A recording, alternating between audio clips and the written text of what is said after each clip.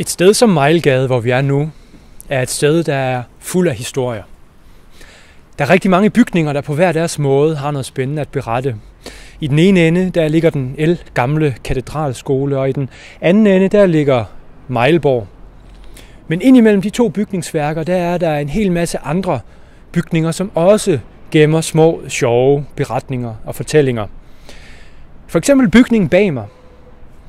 Den er fra 1700-tallet, og i starten af 1800-tallet, der blev den erhvervet af en Elmqvist.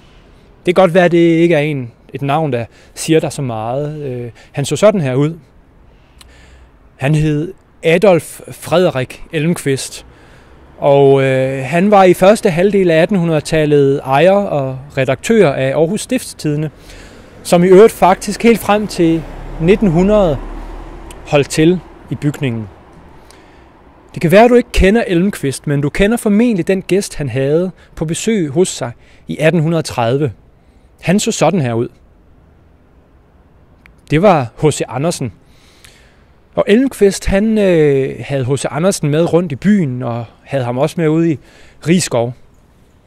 Da H.C. Andersen var taget fra Aarhus igen, så skrev Elmqvist i sin egen avis i Stiftstidende, at han havde haft H.C. Andersen på besøg, og kaldte ham den geniale digter hr. Andersen.